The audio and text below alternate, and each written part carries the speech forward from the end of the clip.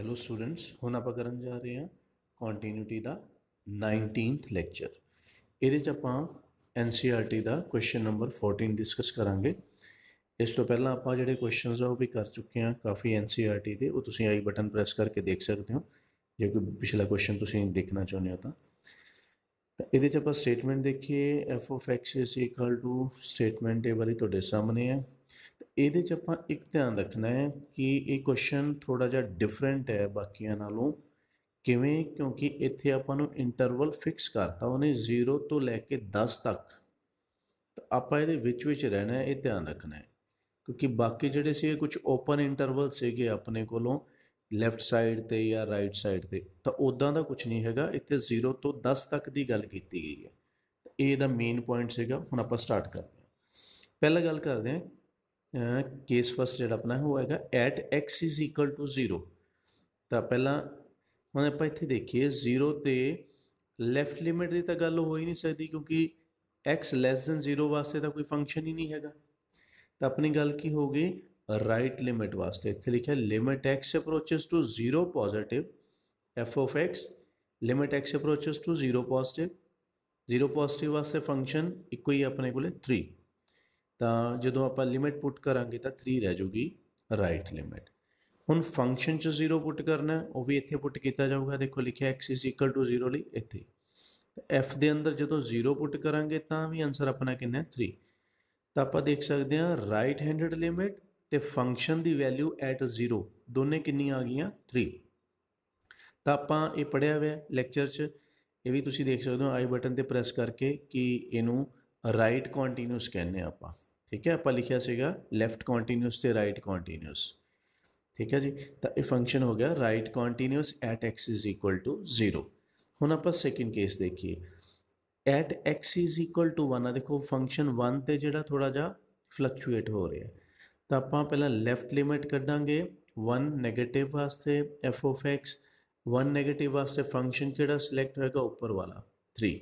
ਤਾਂ ਲਿਮਿਟ ਦੀ ਵੈਲਿਊ ਆ ਗਈ 3, ਲੈਫਟ ਲਿਮਿਟ ਦੀ ਵੈਲਿਊ 3। ਰਾਈਟ ਲਿਮਿਟ ਕੱਢੀਏ 1 ਤੇ, ਤਾਂ ਇੱਥੇ ਫੰਕਸ਼ਨ ਕਿਹੜਾ ਸਿਲੈਕਟ ਹੋਏਗਾ ਦੇਖੋ 4। ਤਾਂ ਰਾਈਟ ਲਿਮਿਟ ਆ ਗਈ 4। ਲੈਫਟ ਲਿਮਿਟ ਤੇ ਰਾਈਟ ਲਿਮਿਟ ਦੋਨੇ ਬਰਾਬਰ ਨਹੀਂ ਆਈਆਂ, ਇਹਦਾ ਮਤਲਬ ਫੰਕਸ਼ਨ ਸਾਡਾ ਡਿਸਕੰਟੀਨਿਊਸ ਹੈ @x = 1 ਤੇ। ਠੀਕ ਹੈ ਜੀ। ਉਸ ਤੋਂ ਬਾਅਦ ਕੇਸ 3 ਗੱਲ ਕਰੀਏ। 3 ਤੇ ਵੀ ਜਿਹੜਾ ਹੈਗਾ ਸਾਡਾ ਫੰਕਸ਼ਨ ਫਲਕਚੁਏਟ ਹੋ ਰਿਹਾ ਹੈ। ਤਾਂ ਆਪਾਂ @x = 3 ਤੇ ਹੁਣ ਗੱਲ ਕਰਨ ਲੱਗਿਆ limit x approaches to 3 negative. ਪਹਿਲਾਂ ਲੈਫਟ ਲਿਮਿਟ, ਤਾਂ limit x approaches to 3 negative ਵਾਸਤੇ ਫੰਕਸ਼ਨ ਕਿਹੜਾ ਸਿਲੈਕਟ ਹੋਏਗਾ 4। ਲਿਮਿਟ ਪੁੱਟ ਕੀਤੀ 4 ਦਾ 4 ਹੀ ਰਹਿ ਗਿਆ। ਨੈਕਸਟ 3 ਤੇ ਰਾਈਟ ਲਿਮਿਟ ਕੱਢੀਏ ਤਾਂ ਫੰਕਸ਼ਨ ਰਾਈਟ ਲਿਮਿਟ ਵਾਸਤੇ 3 ਦੀ ਕਿਹੜਾ ਸਿਲੈਕਟ ਹੋ ਗਿਆ 5। ਤਾਂ ਲਿਮਿਟ ਪੁੱਟ ਕਰਨ ਤੋਂ ਬਾਅਦ 5 ਦਾ 5 ਰਹਿ ਗਿਆ। ਦੋਨੇ ਕੀ ਹੈ ਅਨਈਕੁਅਲ, ਬਰਾਬਰ ਨਹੀਂ ਆਏਗੇ। ਇਹਦਾ ਮਤਲਬ ਫੰਕਸ਼ਨ ਸਾਡਾ ਡਿਸਕੰਟੀਨਿਊਸ ਹੈ @x = 3 ਤੇ। ਉਸ ਤੋਂ ਬਾਅਦ ਚੈੱਕ ਕਰੀਏ ਹੁਣ 10 ਤੇ ਗੱਲ ਕਰੀਏ ਆਪਾਂ। 10 ਤੇ ਗੱਲ ਕਰਾਂਗੇ ਤਾਂ 10 ਤੇ ਲੈਫਟ ਲਿਮਿਟ ਦੀ ਗੱਲ ਹੋ ਸਕਦੀ ਹੈ, ਕਿਉਂਕਿ 10 ਤੋਂ ਗ੍ਰੇਟਰ ਵਾਸਤੇ ਤਾਂ ਫੰਕਸ਼ਨ ਹੀ ਨਹੀਂ ਹੈਗਾ। ਇਸੇ ਕਰਕੇ ਇੱਥੇ ਲਿਖਿਆ limit x approaches to 10 negative. ਤਾਂ ਫੰਕਸ਼ਨ ਸਿਲੈਕਟ ਹੋਏਗਾ ਇਹ ਵਾਲਾ 5। ਲਿਮਿਟ ਜਦੋਂ ਭਰੀ ਤਾਂ 5 ਹੀ ਰਹਿ ਗਿਆ ਆਪਣੇ ਕੋਲੇ। ਉਸ ਤੋਂ ਬਾਅਦ ਨੈਕਸਟ ਫੰਕਸ਼ਨ 'ਚ 10 ਪੁੱਟ ਕਰਨਾ ਹੈ ਤਾਂ ਉਹ ਵੀ ਇਸੇ 'ਚ ਭਰਨਾ ਪਏਗਾ, ਕਿਉਂਕਿ ਇੱਥੇ ਇਕੁਐਲਿਟੀ ਲਿਖੀ ਹੈ। ਤਾਂ ਉਹ ਵੀ ਕਿੰਨਾ ਆ ਗਿਆ 5। ਤਾਂ ਲੈਫਟ ਲਿਮਿਟ ਤੇ ਫੰਕਸ਼ਨ ਦੀ ਵੈਲਿਊ 10 ਤੇ ਦੋਨੇ ਕਿੰਨੀਆਂ ਆ ਗਈਆਂ 5। ਇਹਦਾ ਮਤਲਬ ਫੰਕਸ਼ਨ ਹੈ ਜਿਹੜਾ ਇਹ ਹੋ ਗਿਆ ਆਪਣਾ ਲੈਫਟ ਕੰਟੀਨਿਊਸ @x = 10। ਠੀਕ ਹੈ। ਤਾਂ ਇਸ ਤੋਂ ਬਾਅਦ ਆਪਾਂ ਹੁਣ ਕੁਝ ਇੰਟਰਵਲਸ ਦੀ ਗੱਲ ਕਰਦੇ ਹਾਂ ਜਿਹੜੇ ਥੋੜ੍ਹੇ ਵੱਡੇ ਇੰਟਰਵਲ ਹੈ। ਜਿਵੇਂ ਕਿ ਆਪਾਂ 0 ਤੇ 1 ਦੇ ਵਿਚਕਾਰ ਗੱਲ ਕਰ ਸਕਦੇ ਹਾਂ, 1 ਤੋਂ 3 ਦੇ ਵਿਚਕਾਰ ਗੱਲ ਕਰ ਸਕਦੇ ਹਾਂ, 3 ਤੋਂ 10 ਦੇ ਵਿਚਕਾਰ ਗੱਲ ਕਰ ਸਕਦੇ ਹਾਂ। Okay, let's see now case number 5। Case number 5 ਹੈ when x is greater than 0 less than 1। ਤਾਂ ਉਦੋਂ ਫੰਕਸ਼ਨ ਕਿਹੜਾ ਆਪਣਾ 0 ਤੇ 1 ਦੇ ਵਿਚਕਾਰ, ਉੱਪਰ ਦੇਖੋ ਤੁਸੀਂ 3। ਤਾਂ ਫੰਕਸ਼ਨ 3। ਤਾਂ ਇਹ ਫੰਕਸ਼ਨ ਕਿਹੜਾ ਹੈ ਕੌਨਸਟੈਂਟ ਫੰਕਸ਼ਨ। ਤੇ ਆਪਾਂ ਨੂੰ ਪਤਾ ਹੈ ਕੌਨਸਟੈਂਟ ਫੰਕਸ਼ਨ ਹਰ ਕਿਤੇ ਕੰਟੀਨਿਊਸ ਹੈ। ਇਹਦਾ ਮਤਲਬ ਕੀ ਹੈ ਇਹ 0 ਤੇ 1 ਦੇ ਵਿਚਕਾਰ ਵੀ ਕੰਟੀਨਿਊਸ ਹੋਏਗਾ। ਐਵਰੀਵੇਅਰ ਕੰਟੀਨਿਊਸ ਤੇ ਆਪਾਂ ਇੱਕ ਵੀਡੀਓ ਬਣਾਈ ਹੈ ਕਿ ਆਈ ਬਟਨ ਤੇ ਕਲਿੱਕ ਕਰਕੇ ਤੁਸੀਂ ਦੇਖ ਸਕਦੇ ਹੋ ਕਿਹੜੇ ਕਿਹੜੇ ਫੰਕਸ਼ਨਸ ਐਵਰੀਵੇਅਰ ਕੰਟੀਨਿਊਸ ਦੀ ਕੈਟਾਗਰੀ 'ਚ ਆਉਂਦੇ ਆ। ਕੇਸ 6 ਦੇਖੀਏ ਆਪਾਂ। ਨੈਕਸਟ ਇੰਟਰਵਲ 1 ਤੇ 3 ਦੇ ਵਿਚਕਾਰ ਫੰਕਸ਼ਨ ਹੋ ਗਿਆ 4। कॉन्सटेंट फंक्शन है, एवरीवेयर कॉन्टीन्यूस होंदा है, मतलब 1 ते 3 दे विचकार भी कॉन्टीन्यूस होएगा ही होएगा। केस नंबर 7 देखिए 3 तो 10 ये वाला जोड़ा है 3 तो 10 दे विचकार तो फंक्शन की है 5 की है कॉन्सटेंट फंक्शन एवरीवेयर कॉन्टीन्यूस की कैटेगरी च आंदा है तो मतलब 3 ते 10 दे विचकार भी कॉन्टीन्यूस होएगा ही होएगा। ग्राफ देखिए हुण आपां इहदा ये ग्राफ है जी इहदा ये वाला जिहड़ा पोर्शन है ये हैगा F of X is equal to 3 वास्ते, ये लाइन जिहड़ी हैगी है F of X is equal to 4 दी है, ये वाली जिहड़ी लाइन है F of X is equal to 5 दी है। तो इत्थे आपां देख रहे हैं कि फंक्शन है जिहड़ा इधर देखो फंक्शन है जिहड़ा 1 तो इधर जिहड़ा हैगा लैफ्ट साइड ते कॉन्टीन्यूस है पूरा, 1 तो 3 च भी कॉन्टीन्यूस है तो 3 to 5 ਦੇ ਵਿੱਚ ਵੀ ਕੰਟੀਨਿਊਸ ਹੈ ਜਿਹੜਾ ਆਪਾਂ ਉੱਪਰ ਗੱਲਾਂ ਕਰਕੇ ਆਏ ਆ। ਜਿਹੜੇ ਲਾਸਟ ਤੇ 3 ਕੇसेस ਕੀਤੇ ਆ 0 ਤੇ 1 ਚ ਕੰਟੀਨਿਊਸ, 1 ਤੋਂ 3 ਚ ਕੰਟੀਨਿਊਸ, 3 ਤੋਂ 10 ਚ ਕੰਟੀਨਿਊਸ। ਠੀਕ ਹੈ ਜੀ। ਉਸ ਤੋਂ ਬਾਅਦ ਗੱਲ ਕਰੀਏ ਆਪਾਂ ਪੁਆਇੰਟਸ ਤੇ, ਆਪਾਂ ਪੁਆਇੰਟਸ ਤੇ ਚੈੱਕ ਕਰੀਏ ਜੇ ਆਪਾਂ ਮਲ ਗੱਲ ਕਰਦੇ ਹਾਂ ਸਭ ਤੋਂ ਪਹਿਲੀ 0 ਤੇ, ਤਾਂ 0 ਤੇ ਆਪਾਂ ਦੇਖਦੇ ਹਾਂ 0 ਤੇ ਰਾਈਟ ਲਿਮਿਟ ਦੀ ਵੈਲਿਊ ਵੀ 3 ਹੈ ਤੇ ਫੰਕਸ਼ਨ ਦੀ ਵੈਲਿਊ ਵੀ 3 ਹੈ। ਇਹਦਾ ਮਤਲਬ ਫੰਕਸ਼ਨ ਰਾਈਟ ਕੰਟੀਨਿਊਸ ਹੈ 0 ਤੇ। x इज इक्वल टू 1 ਤੇ ਦੇਖਦੇ ਹਾਂ ਉੱਥੇ ਜੰਪ ਆ ਰਿਹਾ ਹੈ ਇਹਦਾ ਮਤਲਬ ਡਿਸਕੰਟੀਨਿਊਸ ਹੈ। ਦੇਖੋ ਉੱਪਰ ਵੀ ਆਪਾਂ ਇਹੀ ਸ਼ੋ ਕੀਤਾ। ਉਸ ਤੋਂ ਬਾਅਦ 3 ਤੇ ਚੈੱਕ ਕਰੀਏ 3 ਤੇ ਵੀ ਜੰਪ ਆ ਰਿਹਾ, ਦੇਖੋ ਗ੍ਰਾਫ ਟੁੱਟ ਰਿਹਾ ਤੇ 3 ਤੇ ਵੀ ਡਿਸਕੰਟੀਨਿਊਸ ਹੈ, ਦੇਖੋ ਉੱਪਰ ਵੀ ਉਹੀ ਗੱਲ ਹੈ। ਤਾਂ 10 ਤੇ ਚੈੱਕ ਕਰੀਏ 10 ਤੇ ਲੈਫਟ ਸਾਈਡ ਤੋਂ ਜੇ ਆਪਾਂ ਆਉਂਦੇ ਹਾਂ ਤਾਂ ਲਿਮਿਟ ਦੀ ਵੈਲਿਊ ਕਿੰਨੀ ਹੈ 5, ਫੰਕਸ਼ਨ ਦੀ ਵੈਲਿਊ 10 ਤੇ ਕਿੰਨੀ ਹੈ ਉਹ ਵੀ 5। ਇਹਦਾ ਮਤਲਬ ਫੰਕਸ਼ਨ ਸਾਡਾ 10 ਤੇ ਕੀ ਹੈ ਲੈਫਟ ਕੰਟੀਨਿਊਸ। ਠੀਕ ਹੈ ਜੀ। ਤਾਂ ਇਸੇ ਨਾਲ ਆਪਣਾ ਇਹ ਵਾਲਾ ਕੁਐਸਚਨ ਖਤਮ ਹੋ ਗਿਆ। ਹੁਣ ਆਪਾਂ ਕੁਐਸਚਨ ਕਰਨ ਲੱਗੇ ਨੈਕਸਟ 15th ਕੁਐਸਚਨ ਦੇ ਵਿੱਚ ਆਪਾਂ ਨੂੰ ਕੰਟੀਨਿਊਟੀ ਚੈੱਕ ਕਰਨ ਨੂੰ ਕਿਹਾ। ਤਾਂ ਪਹਿਲਾਂ ਆਪਾਂ ਕੇਸਿਸ ਦੇਖੀਏ। ਦੇਖੋ ਹੁਣ ਇਹ ਕੁਐਸਚਨ 14th ਕੁਐਸਚਨ ਨਾਲੋਂ ਡਿਫਰੈਂਟ ਹੈ ਕਿਉਂਕਿ ਇੱਥੇ x ਲੈਸ ਦੈਨ ਵੀ ਗੱਲ ਕੀਤੀ ਵੀ ਹੈ। ਉਹਦੇ 'ਚ ਆਪਾਂ ਨੂੰ ਇੱਕ ਫਿਕਸ ਇੰਟਰਵਲ ਦੇ ਵਿੱਚ 0 ਤੇ 10 ਦੇ ਵਿੱਚ ਰਹਿਣ ਲਈ ਕਿਹਾ ਗਿਆ ਸੀ। ਤਾਂ ਇਸ ਤਰ੍ਹਾਂ ਦਾ ਇਸ 'ਚ ਕੁਛ ਨਹੀਂ ਹੈਗਾ। ਤਾਂ ਪਹਿਲਾ ਕੇਸ ਬਣਾਈਏ when x is less than 0, function select ਕਰੋ ਲੈਸ ਦੈਨ 0 ਵਾਸਤੇ 2x, ਕਿਹੜਾ ਫੰਕਸ਼ਨ ਹੈ ਪੋਲੀਨੋਮੀਅਲ, ਐਵਰੀਵੇਅਰ ਕੰਟੀਨਿਊਸ ਹੈ, ਇਹਦਾ ਮਤਲਬ x ਲੈਸ ਦੈਨ 0 ਵਾਸਤੇ ਵੀ ਕੰਟੀਨਿਊਸ ਹੋਏਗਾ। ਉਸ ਤੋਂ ਬਾਅਦ case 2 when x lies between 0 and 1, ਤਾਂ ਫੰਕਸ਼ਨ ਕਿਹੜਾ ਬਣ ਰਿਹਾ 0 ਕਿਹੜਾ ਫੰਕਸ਼ਨ ਹੁੰਦਾ ਹੈ ਕੌਨਸਟੈਂਟ ਫੰਕਸ਼ਨ। कॉन्स्टेंट फंक्शन किहड़ी कैटेगरी च आंदा है एवरीवेयर कॉन्टीन्यूस की। इस करके जे एवरीवेयर कॉन्टीन्यूस है तो 0 ते 1 के विचकार भी कॉन्टीन्यूस ही होएगा। Third case when x is greater than 1, x greater than 1 वास्ते फंक्शन अपना है 4x जिहड़ा कि पॉलीनोमियल फंक्शन है एवरीवेयर कॉन्टीन्यूस होंदा है, इसे करके ही x ग्रेटर दैन 1 वास्ते भी कॉन्टीन्यूस होएगा ही होएगा।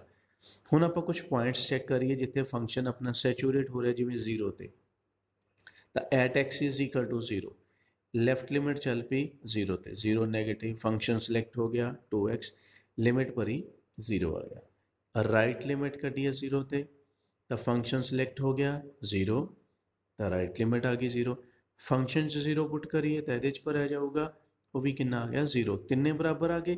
ਇਹਦਾ ਮਤਲਬ ਫੰਕਸ਼ਨ ਹੈ ਜਿਹੜਾ ਸਾਡਾ कॉन्टीन्यूस है at x is equal to 0 ते। फिफ्थ देखिए आप केस तो पॉइंट 1 ते भी है जो फ्लक्चुएशन है तो आप इतने 1 ते भी कॉन्टीन्यूटी चेक करांगे जरूर।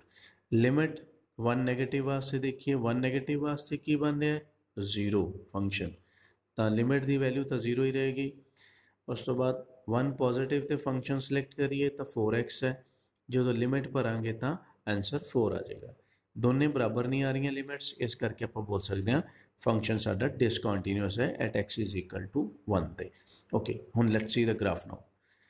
हुण आप ग्राफ देखा तो ये वाला जो ग्राफ है ये 2x वास्ते है, जी ए वाली लाइन नज़र आ रही है तो यह 0 वास्ते है, ये वाला जो ग्राफ है वो 4x वास्ते है। तो आप इतों केस वाइज देखिए तो 0 तो लैफ्ट से है जी ग्राफ अपना कॉन्टीन्यूअस है। ठीक है 0 तो 1 चेक करिए कॉन्टीन्यूअस है, कोई दिक्कत नहीं हैगी। x ग्रेटर दैन 1 वास्ते चेक करिए तो कॉन्टीन्यूअस है। ये तो हो गया अपने वड्डे इंटरवल।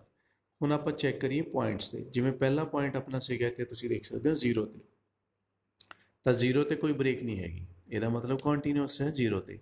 इत्थे भी आपां यही प्रूव किया। उस तो बाद 1 ते चैक करिए तो 1 ते आपां नूं गैप नज़र आ रहा है, तो 1 ते गैप है, मतलब फंक्शन साडा डिसकॉन्टीन्यूअस है at x is equal to 1 ते। उस तो बाद आपां करते हैं 16th क्वेश्चन। 16th क्वेश्चन दे विच आपां केसिस देखिए तो ये भी 15th क्वेश्चन दे नाल दा है। इंटरवल्स -1 तो लैफ्ट वास्ते भी चल रहा है, 1 तो वड्डे वास्ते भी चल रहा है। तो आपां पहला गल करांगे when X is less than -1, तो फंक्शन किहड़ा सिलेक्ट होएगा -2। फंक्शन की है कॉन्सटेंट फंक्शन, कॉन्सटेंट फंक्शन है एवरीवेयर कॉन्टीन्यूअस की कैटेगरी है।